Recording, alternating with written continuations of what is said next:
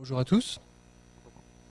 Tout d'abord, je tenais à remercier la RALD et l'ENSIP de m'accueillir aujourd'hui, donc de m'avoir demandé cette intervention. Je suis assez content d'être présent ici pour effectivement évoquer les aspects juridiques. Donc on n'est pas forcément sur les aspects complètement métiers conformément à l'intervention qui vient d'être faite aujourd'hui, mais vraiment sur les aspects juridiques qui ne sont pas forcément très rigolos, mais je vais essayer de vous donner le cadre, l'essentiel, les fondamentaux de ce que vous avez à savoir finalement pour utiliser cette réforme, parce que moi je ne conçois pas du tout le droit comme étant une fin en soi, mais c'est bien un outil qui est à votre disposition pour votre activité, donc pour passer ces commandes.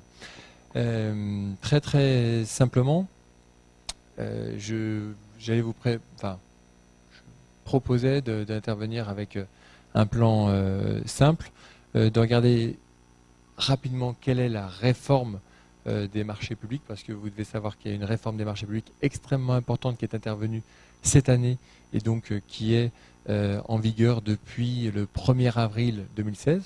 Donc c'est peut-être l'occasion simplement de le savoir, et sans faire, on va dire, un focus complet et unique, strictement limité à ce fameux article 39e. Ça pourrait être rapidement rébarbatif, mais je vous proposais de voir le cadre général, d'avoir les 4 coins du puzzle pour finalement savoir ce que vous savez, ce que vous ne savez pas, et puis quelles sont les grandes lignes directrices qui doivent conduire votre action et qui doivent permettre d'assurer à la fois l'efficacité, mais aussi la sécurité de ce que vous faites. Donc pour cela, je vais faire un rapide passage sur les grands principes de passation après la réforme. Vous verrez que les choses sont finalement pas si modifiées que ça, et on n'est pas dans une révolution, mais plutôt dans une évolution. Et puis ensuite, on va dérouler finalement ce que doit être le processus normal de l'acheteur, c'est-à-dire qu'une définition des besoins préalables qui va vous permettre de définir quelles seront les procédures et les règles de publicité que vous allez devoir appliquer. Et donc ce sera le premier point, et à mon avis, c'est là qu'on va avoir réellement un besoin d'attention fort, parce que c'est bien sur la computation des seuils que tout va se jouer et que vous allez déterminer si oui ou non vous êtes dans une logique de liberté complète ou au contraire dans une logique de procédure formalisée à suivre. Si on en vient sur les grands principes après la réforme, deux choses. La plupart des interventions qu'on peut faire là-dessus, c'est minimum 2 jours. Donc vous dire de traiter ça en 5 minutes, c'est une exigence de synthèse.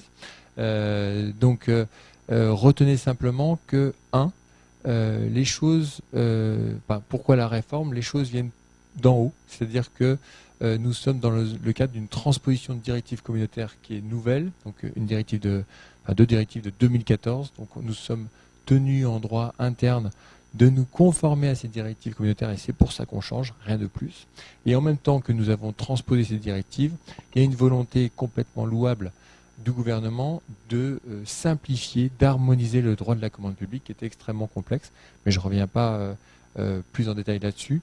Et voilà, vous avez ce double élan de la réforme qui va faire quoi? Qui va faire essentiellement le fait que une majorité d'organismes de droit public qui étaient soumis à des textes divers vont être soumis à un seul texte, et que différents contrats de la commande publique sont désormais soumis aussi à un seul texte. Donc on simplifie, on harmonise.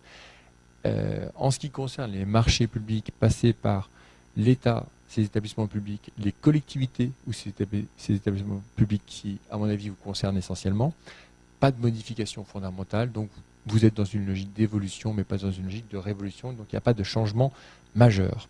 En revanche, en termes de vocabulaire, attention, on ne parle plus de code des marchés publics. Le code des marchés publics n'est plus. Il est d'ailleurs abrogé tout simplement. Et donc on parle maintenant de l'ordonnance du 23 juillet 2015, et on parle de ces décrets d'application du 25 mars 2016. D'accord? Donc, première chose, plus de code des marchés publics, on parle bien de l'ordonnance, et donc ce que vous allez passer, c'est bien des marchés en application de l'ordonnance des marchés publics de 2015.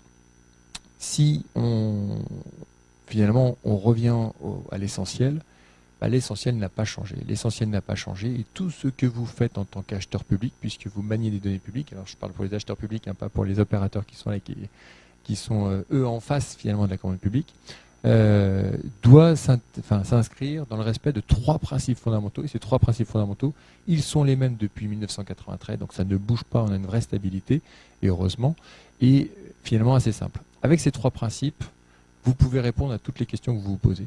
Donc là-dessus, c'est un vrai investissement. De quoi s'agit-il? 1. Principe de liberté d'accès à la commande publique. Donc les procédures qui sont mises en œuvre doivent, d'une manière ou d'une autre, permettre de maximiser l'accès des opérateurs économiques à la commande publique, ce qui fait qu'on va avoir des règles de type allotissement qui vont nous conduire à découper les offres que nous appelons, pour que finalement une multiplicité de libraires puissent se présenter.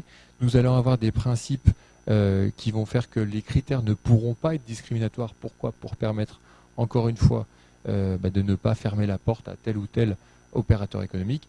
Bref, faisons en sorte que le maximum d'entreprises soient en capacité de répondre à la commande publique et ainsi, pour se dire les choses clairement, de bénéficier de la manne de la commande publique qui représente 15% à peu près des commandes globales sur le territoire européen. Deuxième principe, le principe d'égalité de traitement des candidats. C'est-à-dire qu'une chose est de permettre à tout le monde d'accéder à la commande publique, ou en tout cas au maximum d'accéder à la commande publique. Une autre est de réserver à chacun qui accède une égalité de chance. Donc ce serait parfait de dire venez tous, vous avez tous le droit de soumettre une offre, mais une fois que vous avez tous le droit de soumettre une offre, je vais traiter par préférence l'offre de Pierre-Paul ou Jacques par préférence aux autres. Ça ne fonctionnerait pas et donc vous avez un deuxième principe qui est un corollaire indispensable, qui est de dire égalité de traitement. C'est ce qui va faire que, encore une fois, vos critères vont être forcément objectifs. Encore une fois, vous allez devoir fixer des règles préalables de jugement des offres et des candidatures, etc., etc. Égalité de traitement. Et puis, troisième principe, qui n'est pas un principe, on va dire, porteur en soi d'éléments positifs, mais qui est plutôt un garde-fou des deux premiers, c'est la transparence. La transparence, c'est quoi? C'est simplement de dire que je vais au maximum formaliser par écrit ce que je fais dans le cadre de ma procédure. Je vais mettre à la disposition des acteurs des éléments d'information qui vont permettre finalement un contrôle externe et donc de vérifier que les deux premiers principes ont bien été respectés et donc d'assurer un contrôle effectif. D'accord? Donc avec ces 3 principes, vous arrivez à répondre à toutes les questions que vous allez vous poser en vous disant est-ce que je fais plutôt comme ça, est-ce que je fais plutôt comme ci? Finalement, respectez-vous dans votre façon de faire ces principes de liberté d'accès, d'égalité de traitement et de transparence. Retenez cela, c'est très clairement l'essentiel. Si je passe rapidement, ça c'était simplement pour vous montrer le patchwork de texte qu'on pouvait avoir avant la réforme et une tentative de simplification après la réforme. Et je ne pense pas que ce soit forcément fondamental pour vous, je me permets de passer.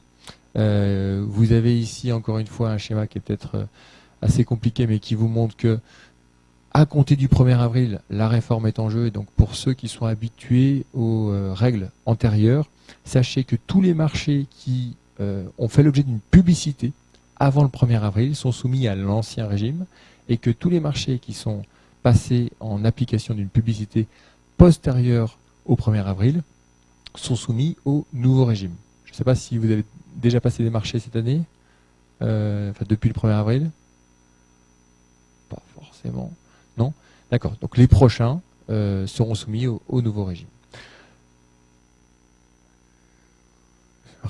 Si vous avez besoin un jour, vous pourrez voir ici l'extension du champ d'application de la réforme, mais je passe dessus pour arriver à l'élément essentiel, puisque finalement, le principe du droit des marchés publics est toujours le même, c'est-à-dire qu'on va mettre en place, pour respecter ces 3 grands principes que je viens d'évoquer, 2 types de règles. Un premier type de règles qui sont des règles relatives aux procédures. Donc les procédures, c'est comment est-ce que je fais pour passer un marché public, et ensuite des règles dites de publicité, qui sont tout simplement des règles de transparence. Et c'est, on va dire, le différents types de règles, le niveau de complexité de ces règles-là est défini par rapport à des seuils. Et donc l'aspect de seuil est les critères fondamentaux pour savoir si vous vous situez finalement sur des procédures de type simplifié, qu'on appellera adapté, ou sur des procédures de type formalisé, assez complexes, à savoir les procédures dites communautaires. Donc la question du seuil est au centre, je pense, de votre débat, puisque c'est bien en fonction de l'évaluation de l'achat que vous avez à passer que vous allez pouvoir déterminer les règles applicables. Alors, je ne sais pas si ce sont des choses que vous maîtrisez complètement, habituelles, computation des seuils. Oui. On va regarder quand même. Ça n'a pas changé. Ça n'a pas changé. Mais l'enjeu est bien là. C'est en clair, pour aller un petit peu plus vite que la musique, c'est de se dire que vous avez aujourd'hui une franchise, entre guillemets, de procédure de mise en concurrence pour les achats qui sont inférieurs à 90 000 euros. Donc la question est de savoir si vous êtes en dessous ou au-dessus. Comment est-ce qu'on fait pour savoir si vous êtes en dessous ou en dessus? Eh bien, vous allez regarder tout simplement dans le décret le principe qui est indiqué ici et qui vous dit on a une estimation qui doit être faite pour les marchés publics de fournitures et de services. Donc bien sûr, l'achat de livres constitue une vente. Donc on parle de fourniture, donc on est bien soumis à cette logique-là, marché public de fourniture. Et on va regarder quelle est l'estimation de la valeur totale des fournitures qui peuvent être considérées comme homogènes, soit en raison de leurs caractéristiques propres, soit parce qu'ils constituent une unité fonctionnelle. Là, vous allez me dire, bah, c'est super, c'est tout à fait clair. Donc caractéristiques propres, unité fonctionnelle, on sait, on peut repartir chez nous et on sait parfaitement l'appliquer, à moins que ce ne soit pas le cas. Et à ce moment-là, il faut qu'on se pose des questions pour savoir comment est-ce que je fais pour appliquer cette disposition-là. Deux solutions, donc soit la caractéristique propre, soit l'unité fonctionnelle. Ces deux aspects sont deux approches qui constituent en réalité une alternative, c'est soit l'un, soit l'autre. Et soit vous allez raisonner en unité fonctionnelle, c'est de dire au regard d'une destination fonctionnelle, d'une utilisation future, je vais sommer l'ensemble de mes achats et je vais du coup regarder la somme pour savoir si je suis en dessous ou en dessus des seuils. Si je prends un exemple qui pourrait se rapprocher chez vous, alors si un organisme a plusieurs bibliothèques, c'est-à-dire telle bibliothèque, telle autre bibliothèque, ou si je vais un petit peu en dessous, est-ce qu'on ne pourrait pas essayer de voir des destinations par rapport, on va dire, à la destination des recueils et des ouvrages, et d'arriver à scinder, à dire ça c'est la destination plutôt du public large ou simplement des scolaires ou des choses comme ça, et donc d'avoir un découpage fonctionnel des bibliothèques. Ça, il faudrait aller pousser l'analyse un peu plus loin pour essayer de savoir si on peut le faire. Mais on pourrait avoir une approche fonctionnelle. Et donc à ce moment-là, toutes les fournitures qui sont nécessaires et utiles à cette unité fonctionnelle sont sommées, indépendamment de savoir si ce sont bien des achats identiques. Donc je pourrais parfaitement avoir à la fois les achats de fournitures, mais aussi les achats d'aménagement qui sont propres à une unité qui seraient sommés. L'autre approche, et à mon avis c'est l'approche que vous allez privilégier, est plutôt une approche par rapport aux caractéristiques propres. Et toute la question est de savoir quel est le niveau de détail que je peux retenir. Donc est-ce que dès lors qu'on dit livre, c'est suffisant et ça vous conduit à sommer tous les ouvrages dans une seule et même rubrique, ou est-ce qu'on peut aller un petit peu plus loin et dire est-ce que je ne vais pas distinguer parmi ces livres selon l'utilisation les ouvrages non scolaires, les ouvrages scientifiques, les ouvrages destinés, je ne sais pas moi, techniques. Enfin, je ne connais pas assez votre métier pour distinguer parmi les caractéristiques propres, mais manifestement, vous avez un vrai intérêt à descendre, on va dire, dans le détail pour arriver à découper votre besoin et de déterminer autant, finalement, de catégories qui correspondent à des caractéristiques propres. La limite de l'exercice, vous aurez compris que l'exercice est intéressant parce que plus vous allez être précis et plus vous allez déterminer de catégories différentes et donc plus vous allez finalement baisser le montant des achats et donc alléger les procédures auxquelles vous serez soumises. Je ne sais pas si tout le monde me suit. La limite de cela, c'est qu'on va vous dire, attention, n'oublie pas que les trois grands principes sont toujours là, et les trois grands principes vous obligent à soumettre à mise en concurrence pour permettre justement cette liberté d'accès d'être complètement réelle. Donc on ne peut pas, par des recours à des caractéristiques propres qui seraient tellement détaillées, saucissonner le besoin de telle manière à ce qu'on échappe à toute mise en concurrence. Donc c'est la limite de l'exercice, c'est toujours un principe de liberté et de limite, et donc c'est à apprécier, on va dire, au cas par cas. Mais ce qu'on a évoqué tout à l'heure de dire le scientifique, le scolaire, etc., ça paraît complètement régulier. Donc à vous de faire cela. Est-ce que vous avez recours, je ne sais pas, à des nomenclatures, comme c'était le cas avant 2001, où on avait des guides de procédure interne qui définissaient les nomenclatures en disant voilà, telles sont les caractéristiques que je m'impose en tant qu'acheteur public et donc qui va me permettre de sommer les besoins. C'est sans doute quelque chose que vous pourriez faire, par exemple, pour avoir une visibilité et surtout assurer la computation des seuils au sein de votre organisme. Donc ça, c'est le point qui est premier et qui est important, c'est finalement de dire, en termes matériels, qu'est-ce que j'additionne pour déterminer les seuils.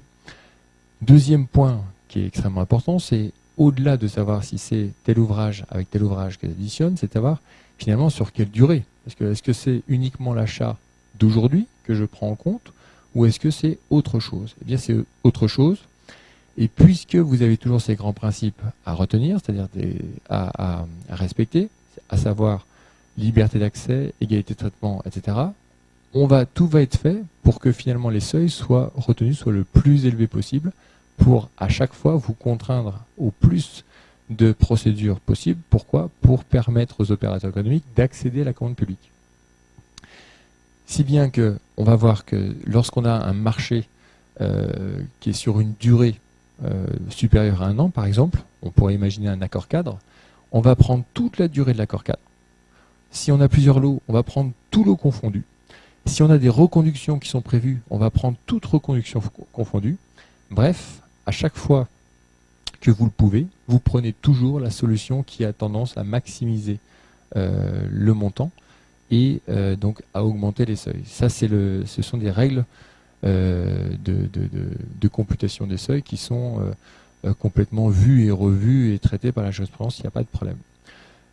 Maintenant, si vous avez un contrat qui est inférieur, un marché à passer qui est inférieur à 1 an, on vous dit, on vous impose dans le cadre du décret de projeter tous vos besoins sur une durée minimum de 12 mois.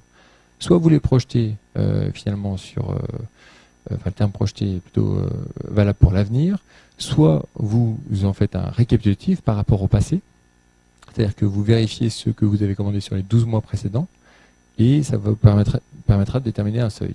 Si bien que même si vous passez une commande pour 20 000 €, mais que vous savez que sur 1 an, par rapport aux fournitures qui correspondent à des caractéristiques propres, vous allez passer en réalité des commandes pour plus de 100 000 €, votre seuil à retenir est bien de 100 000 €. Je ne sais pas si je suis très clair là, ici. Et donc on ne regarde pas forcément la valeur faciale du marché que l'on passe, mais on regarde bien le montant sommé de tout le besoin qu'on aura sur 12 mois. D'accord? Vous voyez l'effet est fondamental parce que soit je suis dans un cas en dessous ce fameux seuil fatidique de 90 000 € qu'on va voir ensemble, soit je suis au-delà. Ok?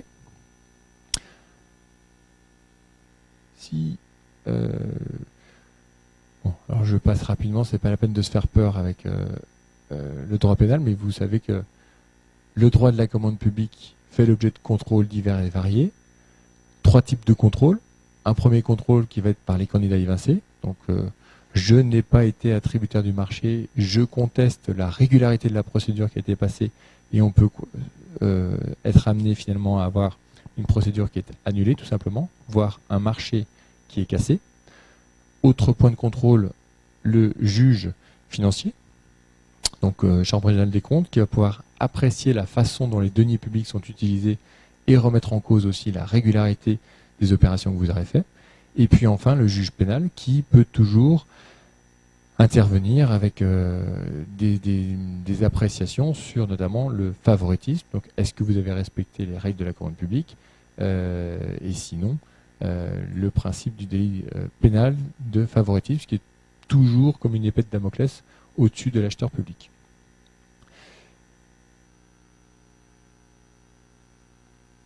Autre point, et ce sera un peu la synthèse de l'appréciation des seuils, c'est de vous renvoyer finalement très pratiquement à l'intérêt, je pense, dans la façon de formuler votre besoin et donc dans votre mode de dévolution de la commande publique. Vous allez avoir un vrai impact, puisque soit vous passez des marchés sur des périodes longues, ce qui va vous contraindre à sommer l'ensemble de vos besoins sur la totalité de la durée de votre marché. Accord cadre de 4 ans, je prends les 4 ans. Soit sur un même besoin, vous pouvez le découper avec une remise en concurrence annuelle. Et le simple fait de prévoir cette remise en concurrence annuelle va faire que vous allez pouvoir prendre en tant que besoin uniquement 1 an d'achat. Et donc, vous allez pouvoir faire varier de 1 à 4, selon la façon dont vous lancez votre marché, le niveau du seuil que vous allez retenir pour mettre en concurrence. Tout cela n'est pas du tout du bidouillage. On est parfaitement dans, on va dire, la logique de la réglementation, puisque dans un cas, je fais un marché de 4 ans, je ne remets pas en concurrence pendant 4 ans, et donc il est tout à fait cohérent d'avoir une procédure qui garantisse les grands principes, parce que sur 4 ans c'est important, et donc je vais fermer le marché. Dans l'autre cas, si je remets en concurrence chaque année, il est tout à fait logique que je puisse avoir une procédure allégée, puisque finalement, je vais redistribuer les cartes chaque année, ou en tout cas potentiellement redistribuer les cartes. D'accord ?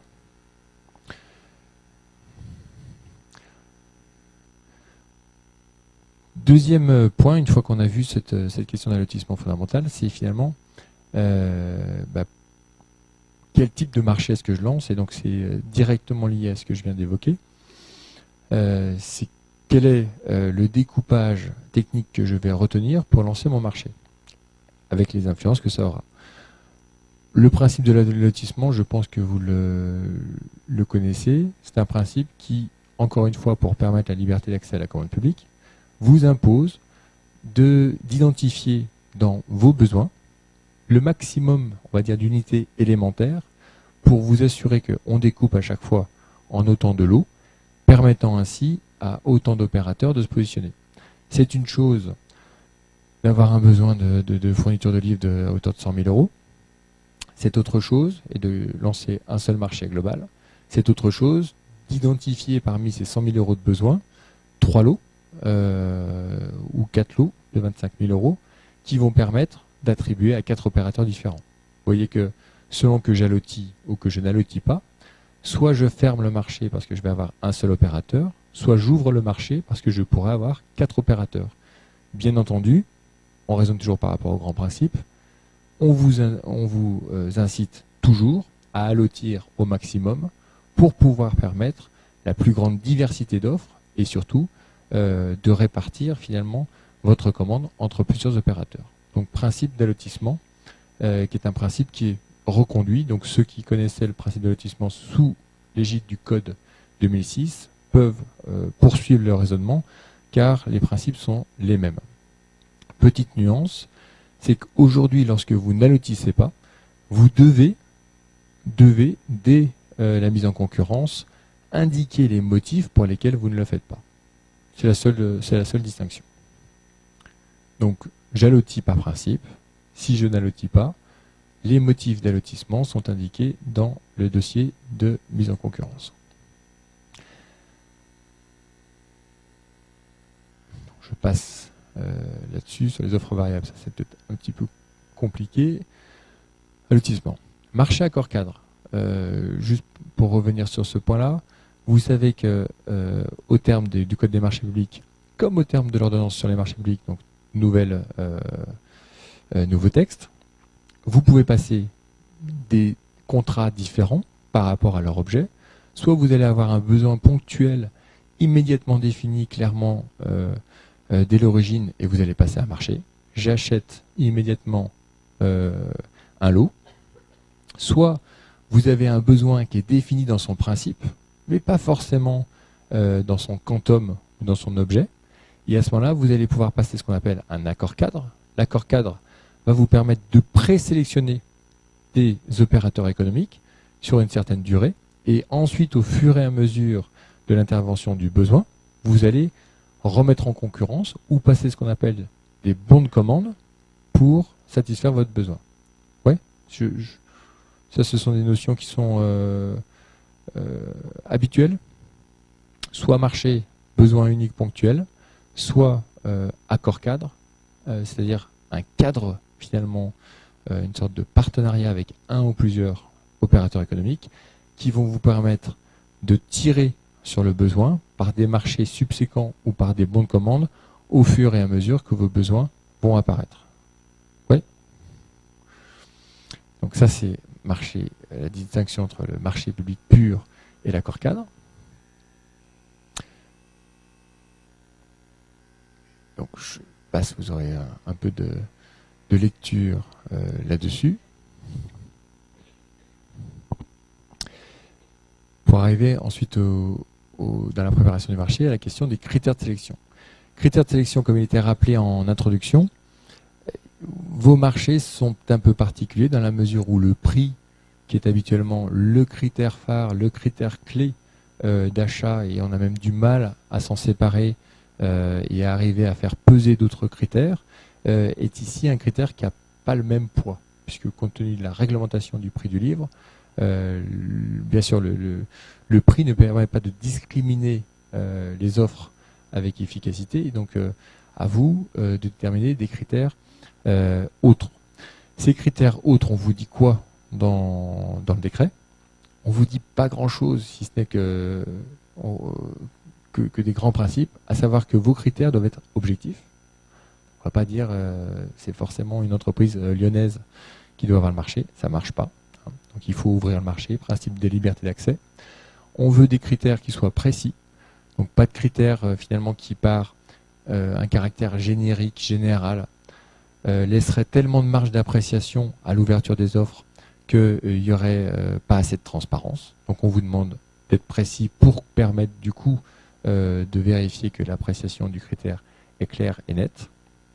Et puis on vous demande à ce que les critères soient liés à l'objet du marché pour éviter qu'on ait effectivement des critères qui, sans rapport avec l'objet du marché, pourraient ne pas être pertinents et pourraient être finalement une façon déguisée d'orienter la commande vers tel ou tel opérateur. Je ne sais pas si ça paraît complètement absurde de dire lié à l'objet du marché. Bien sûr que vous avez intérêt à ce que le critère soit lié à l'objet du marché, mais ça a été notamment le cas pour des questions de critères environnementaux, où les critères environnementaux étaient tellement importants dans l'appréciation des offres qu'on a fini par se dire, mais est-ce que ce critère environnemental n'est pas surpondéré? Est-ce qu'on ne lui donne pas un poids trop élevé par rapport à l'intérêt final qu'on doit avoir sur cet achat public? Et donc, pour vous dire voilà, que la question du critère qui est lié à l'objet du marché est un critère qui, est un élément qui est à prendre en compte. Voilà ce qu'on vous dit. Moi, j'aurais tendance à faire une observation là-dessus. C'est qu'assez souvent, et notamment par rapport aux achats, on va être sur la recherche de critères et on va focaliser sur la question des critères. Et il me semble important de ne pas s'en tenir là. Parce que souvent, on a une distinction finalement entre la phase d'achat, où on met en concurrence, on met en place les critères, et on met beaucoup d'énergie là-dessus.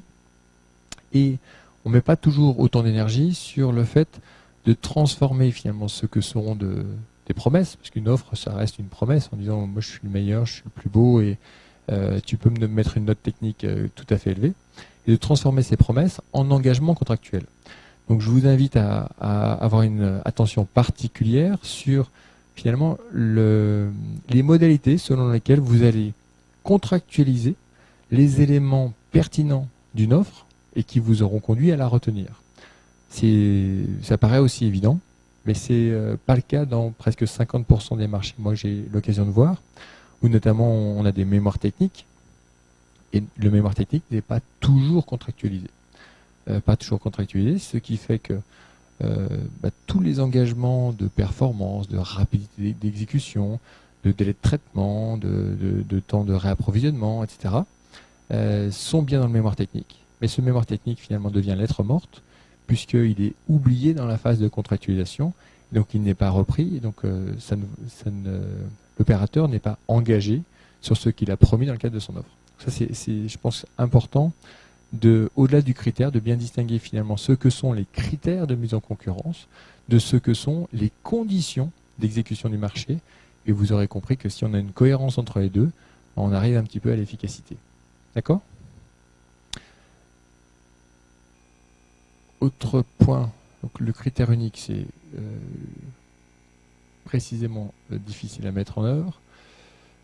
Le critère de cycle de coût de vie, je pense pas qu'on le verra là. Et voilà. Bon. Voilà sur les principes fondamentaux que je souhaitais rappeler, parce que je pense que c'est ça qui va déterminer, c'est l'essentiel et c'est ce qui va vous permettre de déterminer la procédure, et pour voir ensuite quels sont les grands types de procédures et les grandes règles de procédure. Je ne vais pas rentrer forcément dans le détail de ce que je pense vous connaissez, mais donc les règles de procédure sont essentiellement au nombre de 2, j'en ai distingué 3 volontairement pour prendre un peu le contre-pied, c'est-à-dire qu'on dit au-dessus des seuils communautaires, vous avez ce qu'on appelle des procédures formalisées. C'est quoi un seuil communautaire? En matière de fourniture de livres pour ce qui vous concerne, on est à 135 000 € pour les acheteurs État et on est à 209 000 € pour les acheteurs collectivités. Donc les montants sont assez importants. Donc au-dessus des seuils, vous êtes en procédure formalisée, donc vous n'avez finalement pas le choix. C'est soit des procédures qu'on appelle l'appel d'offres, et ce sera à mon avis systématiquement quasiment l'appel d'offres, parce que les autres procédures sont des procédures à condition, type procédure concurrentielle avec négociation ou dialogue compétitif. Mais je pense que vous accéderez par rapport au type d'achats qui sont des achats de livres existants, etc., qu'à l'appel d'offres. Donc au-dessus des seuils communautaires, appel d'offres, c'est ce que je retiens. Et en dessous, on est en procédure adaptée. C'est-à-dire que, grosso modo, le pouvoir réglementaire vous dit quoi? Il vous dit en dessous des seuils, finalement, fais ce qu'il te plaît, fais ce que tu penses être bon, dans le respect des grands principes de la commande publique qu'on a vus. Et tu n'auras donc pas finalement un contrôle a priori, avec une procédure claire et nette que tu dois suivre, et donc avec une certaine un carcan, mais en même temps une certaine sécurité. Tu auras simplement un contrôle a posteriori, puisque le corollaire de la liberté sera toujours le contrôle a posteriori, donc la responsabilité. Donc ça, c'est les procédures adaptées en dessous des seuils qui, à mon sens, doivent constituer la majorité des cas de figure que vous rencontrez. Je ne sais pas si je me trompe, mais j'imagine. Et donc, vous êtes assez souvent en procédure adaptée. Et donc, j'ai fait une troisième catégorie. Pourquoi? Parce que dans cette grande dichotomie majeure, et donc cette summa divisio, vous avez des zones de franchise qui sont aménagées par le pouvoir réglementaire pour dire, compte tenu des spécificités de certains achats, compte tenu des spécificités de certaines situations, eh bien, je vais, dans le cadre de ces procédures adaptées, vous permettre de passer des marchés négociés sans mise en concurrence préalable. Donc, on est dans une logique de régime d'exception pour certains cas. Et bien sûr, si on se voit aujourd'hui, c'est parce que vous bénéficiez d'une exception assez importante, même très importante, notamment par rapport au seuil. C'est qu'on va dire que les marchés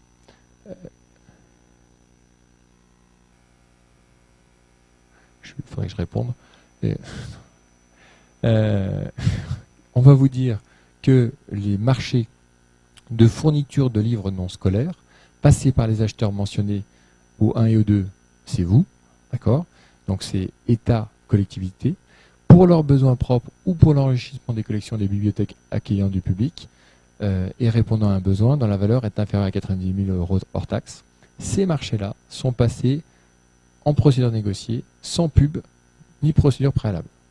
Donc, on peut se dire, tiens, c'est magnifique, j'ai donc accès à une liberté complète, et tout ce qu'on vient de me dire pendant 20 minutes ne sert plus à rien. C'est pas tout à fait le cas. C'est pas tout à fait le cas. Pourquoi? Parce que, d'une part, que vous soyez exonéré entre guillemets, ou pas de procédure, les grands principes de la commande publique, ils sont toujours là. Donc les grands principes de la commande publique, vous devez toujours les respecter. Et donc ce principe de liberté d'accès, ce principe d'égalité de traitement, ce principe de transparence reste complètement applicable aux acheteurs que vous êtes, y compris dans cette hypothèse-là. Premier point. Et deuxième point, vous voyez bien qu'on est dans un régime d'exception. Un régime d'exception, ça veut dire quoi? Ça veut dire qu'on aura toujours une interprétation restrictive. C'est que dès qu'on pourra vous en faire sortir, on vous en fera sortir.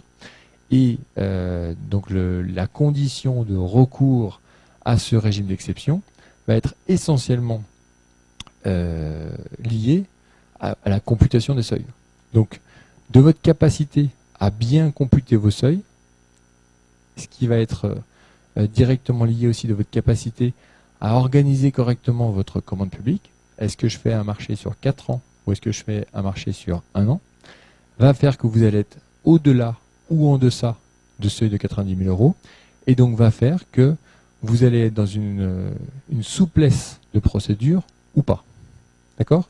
Donc vous êtes quand même très acteur dans cela, puisque c'est vous qui définissez ce que sont vos catégories de fournitures homogènes, c'est vous qui définissez la durée et le montant de vos contrats de mise en concurrence, et donc c'est vous qui allez faire en sorte que vous allez être au-dessus ou au-dessous de ce seuil de 90 000 euros.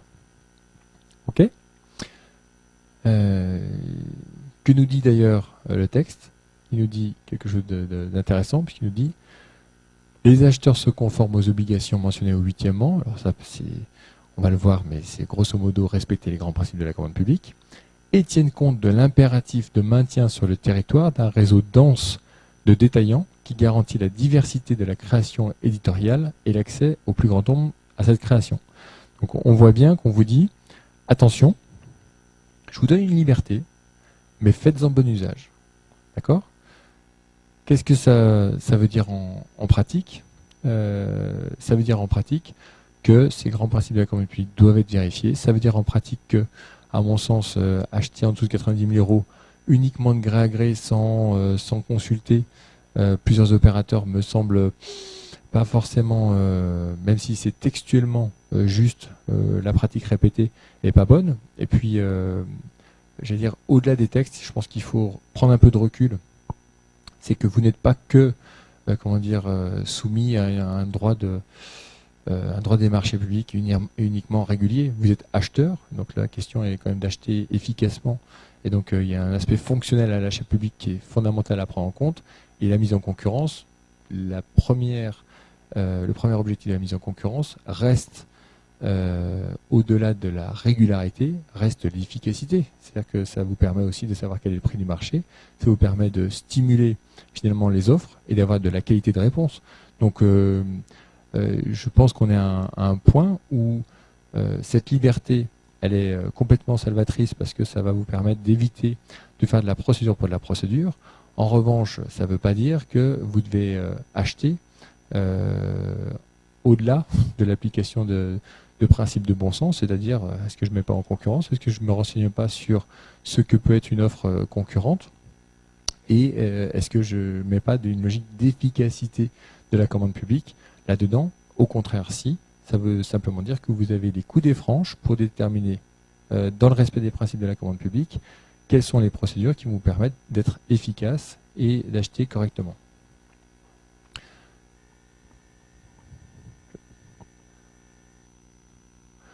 Alors, rapidement, une fois qu'on a défini ces règles de procédure, les règles de publicité.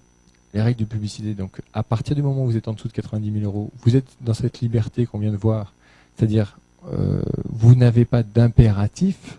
En revanche, vous avez toujours des logiques de cohérence, faire 3 devis au moins, publier sur un profil d'acheteur, si vous avez un profil d'acheteur, ça semble être indispensable aussi pour donner un minimum de transparence, publier dans les journaux spécialisés qui permettent aux opérateurs de répondre, ça semble aussi simplement de relever de la bonne efficacité de votre commande.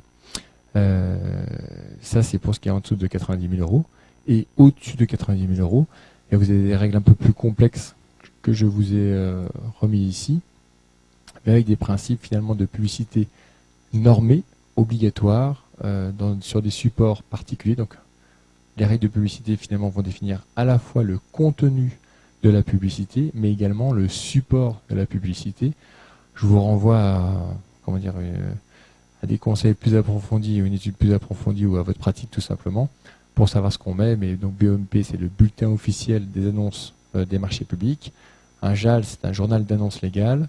Au-dessus des seuils communautaires, on va publier également dans un JOUE, donc le journal officiel de l'Union européenne, etc., etc. Vous voyez qu'on rentre un peu dans la complexité. Donc, j'en arrêterai là mon exposé en soulignant, parce que je pense que ce serait une erreur de penser que l'essentiel finalement c'est l'article 30, 9e. Je pense que l'essentiel à retenir ici, c'est deux choses. C'est que le fondamental, et là où on ne met pas assez d'efforts, c'est souvent la computation des seuils. Et nombreux sont les acheteurs publics qui ne maîtrisent pas la computation des seuils, parce qu'il faut bien savoir que les seuils se globalisent. Et donc, un achat plus un achat plus un achat, c'est bien les 3 achats en même temps qu'il faut que je compute. Et donc, ça suppose d'avoir une certaine centralisation des achats, et ce n'est pas toujours aussi clair.